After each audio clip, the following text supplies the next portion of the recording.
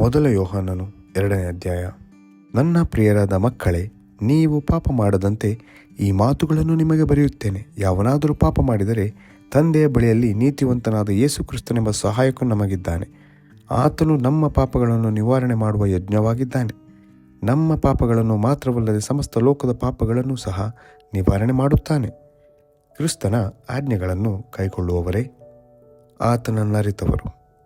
ನಾವು ಆತನ ಆಜ್ಞೆಗಳನ್ನು ಕೈಕೊಂಡು ನಡೆದರೆ ಅದರಿಂದಲೇ ಆತನನ್ನು ಬಲ್ಲವರಾಗಿದ್ದವೆಂದು ತಿಳುಕೊಳ್ಳುತ್ತೇವೆ. ಆತನನ್ನು ಬಲ್ಲವನೆಂದು ಹೇಳಿ ಆತನ ಆಜ್ಞೆಗಳನ್ನು ಕೈಕೊಳ್ಳದೆ ನಡೆಯುವವನು ಸುಳ್ಳುಗಾರನಾಗಿದ್ದಾನೆ, ಸತ್ಯವೆಂಬುದು ಆತನಲ್ಲಿ ಇಲ್ಲ. ಯಾವನಾದರೂ ಆತನ ವಾಕ್ಯವನ್ನು ಕೈಕೊಂಡು ನಡೆದರೆ ಅವನಲ್ಲಿ ನಿಜವಾಗಿ ದೇವರ ಮೇಲಿನ ಪ್ರೀತಿಯು ಪರಿಪೂರ್ಣವಾಗಿದೆ. ಇದರಿಂದಲೇ ಆತನಲ್ಲಿದ್ದೇವೆಂಬುದನ್ನು ತಿಳ್ಕೊಳ್ಳುತ್ತೇವೆ.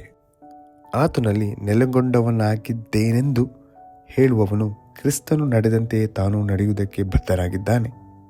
ಕತ್ತಲನ್ನು ಬಿಟ್ಟು ಬೆಳಕಿಗೆ ಸೇರಿದವರಲ್ಲಿ ಪ್ರೀತಿ ಸ್ವಭಾವವೇ ಅವಶ್ಯ. ಪ್ರಿಯರೇ, ನಾನು ನಿಮಗೆ ಬರೆಯುವುದು ಹೊಸ ಅಪ್ಪಣೆಯಲ್ಲ, ಮೊದಲಿನಿಂದಲೂ ನಿಮಗಿದ್ದ ಹಳೆಯ ಅಪ್ಪಣೆಯಿಂದಾಗಿದೆ. ಈ ಹಳೆಯ ಅಪ್ಪಣೆಯು ನೀವು ಕೇಳಿದ ವಾಕ್ಯವೇ. ಆದರೂ ನಾನು ನಿಮಗೆ ಬರೆಯುವುದು ಹೊಸ ಅಪ್ಪಣೆಯೇ. ಇದು ಆತನಲ್ಲಿಯೂ ನಿಮ್ಮಲ್ಲಿಯೂ ಸತ್ಯವಾಗಿದೆ. ಹೇಗೆಂದರೆ ಕತ್ತಲೆಯು ಕಳೆದು ಹೋಗುತ್ತದೆ, ನಿಜವಾದ ಬೆಳಕು ಈಗ ಪ್ರಕಾಶಿಸುತ್ತದೆ. ಬೆಳಕಿನಲ್ಲಿದ್ದೇನೆಂದು ಹೇಳಿಕೊಂಡು ತನ್ನ ಸಹೋದರನನ್ನು ದ್ವೇಷಿಸುವವನು ಈವರೆಗೂ ಕತ್ತಲೆಯಲ್ಲಿದ್ದಾನೆ. ತನ್ನ ಸಹೋದರನನ್ನು ಪ್ರೀತಿಸುವವನು ಬೆಳಕಿನಲ್ಲಿ ನೆಲೆಗೊಂಡಿದ್ದಾನೆ ಮತ್ತು ಅವನಲ್ಲಿ ವಿಘ್ನಕರವಾದದ್ದು ಏನೂ ಇಲ್ಲ. ತನ್ನ ಸಹೋದರನನ್ನು ದ್ವೇಷಿಸುವವನು ಕತ್ತಲೆಯಲ್ಲಿ ನಡೆದುಕೊಳ್ಳುತ್ತಾನೆ. ಕತ್ತಲೆಯು ಅವನ ಕಣ್ಣುಗಳನ್ನು ಕಾಣದ ಹಾಗೆ ಮಾಡಿದ್ದರಿಂದ ತಾನು ಎಲ್ಲಿಗೆ ಹೋಗುತ್ತೇನೋ ಅವನಿಗೆ ತಿಳಿಯದು. ಈ ಪತ್ರಿಕೆಯನ್ನು ಸಭೆಯವರೆಲ್ಲರಿಗೋಸ್ಕರ ಬರೆದಕ್ಕೆ ಕಾರಣ, ಪ್ರಿಯರಾದ ಮಕ್ಕಳೇ, ಕ್ರಿಸ್ತನ ಹೆಸರಿನ ನಿಮಿತ್ತ ನಿಮ್ಮ ಪಾಪಗಳು ಕ್ಷಮಿಸಲ್ಪಟ್ಟಿರುವುದರಿಂದ ನಿಮಗೆ ಬರೆಯುತ್ತೇನೆ. ತಂದೆಗಳೇ, ಆದಿಂದಿರುವ ಆತನನ್ನು ನೀವು ಬಲ್ಲವರಾಗಿರುವುದರಿಂದ ನಿಮಗೆ ಬರೆಯುತ್ತೇನೆ. ಯೌವನಸ್ಥರೇ, ನೀವು ಕೆಡುಕನನ್ನು ಜಯಿಸುವುದರಿಂದ ನಿಮಗೆ ಬರೆಯುತ್ತೇನೆ. ಮಕ್ಕಳಿರ, ನೀವು ತಂದೆಯನ್ನು ಬಲ್ಲವರಾಗಿರುವುದರಿಂದ ನಿಮಗೆ ಬರೆದಿದ್ದೇನೆ. ತಂದೆಗಳೇ, ಆದಿಂದಿರುವ ಆತನನ್ನು ನೀವು ಬಲ್ಲವರಾಗಿರುವುದರಿಂದ ನಿಮಗೆ ಬರೆದಿದ್ದೇನೆ. ಯೌವನಸ್ಥರೇ, ನೀವು ಶಕ್ತರಾಗುವುದರಿಂದಲೂ ದೇವರ ವಾಕ್ಯವು ನಿಮ್ಮಲ್ಲಿ ನೆಲೆಗೊಂಡಿರುವುದರಿಂದಲೂ ನೀವು ಕೆಡುಕನನ್ನು ಜಯಿಸುವುದರಿಂದಲೂ ನಿಮಗೆ ಬರೆದಿದ್ದೇನೆ. ದೇವರನ್ನು ಪ್ರೀತಿಸುವವರು ಲೋಕವನ್ನು ಪ್ರೀತಿಸಬಾರದು. ಲೋಕವನ್ನಾಗಲಿ ಲೋಕದಲ್ಲಿರುವವುಗಳನ್ನಾಗಲಿ ಪ್ರೀತಿಸಬೇಡಿರಿ.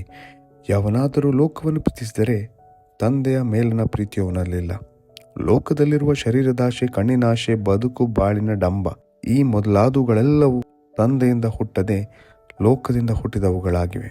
ಲೋಕವು ಅದರ ಆಶೆಯು ಗತಿಸಿ ಹೋಗುತ್ತದೆ, ಆದರೆ ದೇವರ ಚಿತ್ತವನ್ನು ನೆರವೇರಿಸುವವನು ಎಂದಿಗೂ ಇರುವನು.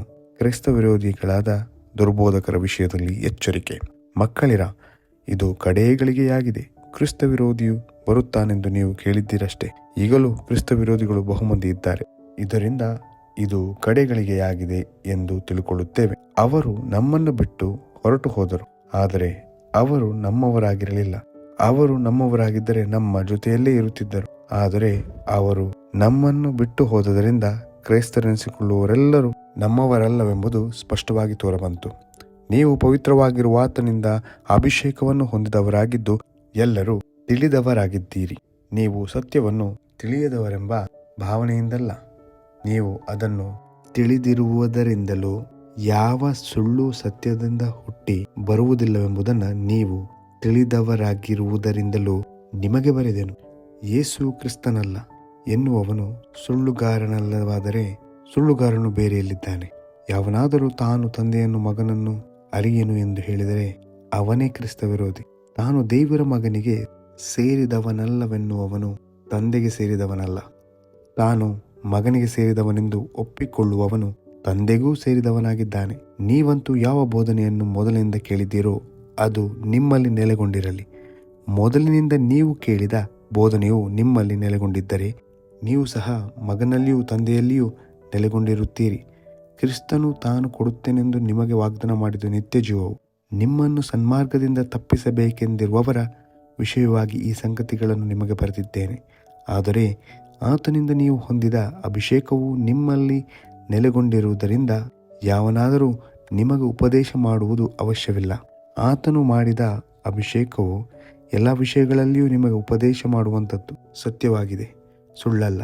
ಅದು ನಿಮಗೆ ಉಪದೇಶ ಮಾಡಿದ ಪ್ರಕಾರ ಆತನಲ್ಲಿ ನೆಲೆಗೊಂಡಿರಿ. ಪ್ರಿಯರಾದ ಮಕ್ಕಳೇ, ಆತನು ಪ್ರತ್ಯಕ್ಷವಾಗುವಾಗ ನಾವು ಆತನ ಆಗಮನದಲ್ಲಿ ಆತನ ಮುಂದೆ ನಿಲ್ಲಲು ನಾಚಿಕೆ ಪಡದೆ ಧೈರ್ಯದಿಂದಿರುವಂತೆ ಆತನಲ್ಲಿ ನೆಲೆಗೊಂಡಿರೋಣ.